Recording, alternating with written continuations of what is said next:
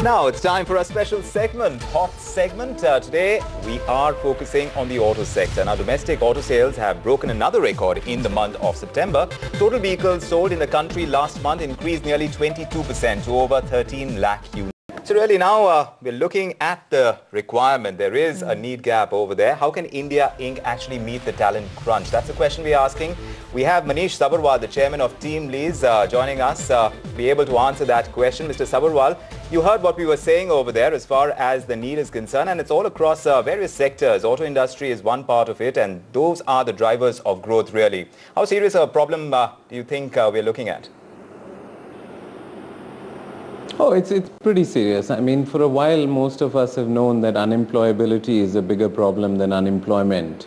And obviously, the downturn sort of eased some of the pressure on us a year or two ago. But there's no question that right now, manufacturing is unable to expand capacity because of the lack of skilled workers. So the two things that sort of hold us back from catching up with China and becoming the workshop to the world are skilled manpower and the lack of infrastructure. So what does one do to fix that then, Mr. Sabharwal? What do you think is required?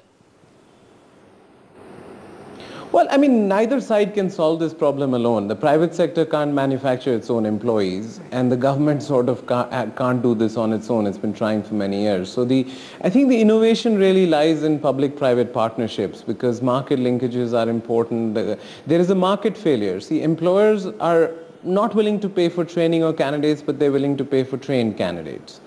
And candidates are not willing to pay for training, they're willing to pay for a job. So I think the government really has to pitch in and provide funding to candidates who are unable to train themselves. Mr. Sabharwal, now a lot of talk has been around the lack of professional kind of training in our educational system. It has gone on for a long period of time. So I think this debate is now bearing fruition, where we're actually seeing the need gap over there, where the demand is there for skilled labor, but actually what we are giving through our education system seems to be the kind that is more theoretical in nature. Do you agree with that?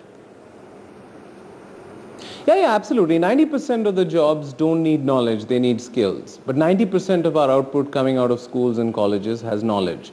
So we really need to think about revamping the curriculum in schools, in colleges, in vocational training to sort of pray to one God, which is jobs. So we need to align the curriculum, the assessment, the training, the apprenticeship, and the matching mechanisms to make sure that sort of people who go through training or jobs are actually hit the ground running when they join employers. That's not the case today, clearly. What is surprising, Mr. Sabharwal, is what we are seeing as far as the demand is concerned in IT, ITES services, because that's where we thought we are the most sorted, that we are exporting that kind of manpower to the rest of the world. But there too, as far as our own country is concerned, we are seeing this kind of demand which doesn't look like it's going to get fulfilled. So what are your thoughts on the IT sector and the requirements over there in terms of skilled manpower? Well, IT clearly is a boom area, but in my mind, you know, the IT industry is the furthest ahead in figuring out the privatization of skill development. People like Infosys, Wipro, TCS, anybody who is large today has figured out how to manufacture their own employees. I'm not saying that's a lasting solution to the problem, but given that they serve offshore markets, their margins are higher, they're able to manufacture their own employees. Margins in manufacturing are razor thin. They don't have the ability to manufacture their own employees. And that's really where the private partnerships will make much more of an impact, because the IT industry will take care of itself. It needs help. We shouldn't take advantage of the fact that it's far ahead in building its people supply chain. But the people supply chain is much more broken in manufacturing than it is in IT.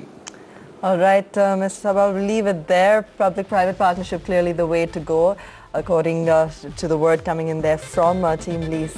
Still to come on the final word, find out why China is fuming. You know, we like the thought of not having to watch 3D with those goofy-looking glasses. Besides the look of it, really, they're an irritant. Definitely. That's why I don't like 3D movies yet. Not yet. We'll wait and see how that changes. But that's it from our end on this edition of The Final Word on Friday evening. But up next is Life in Style. That's right. Radhika is standing by. Radhika, what do you have lined up for us tonight?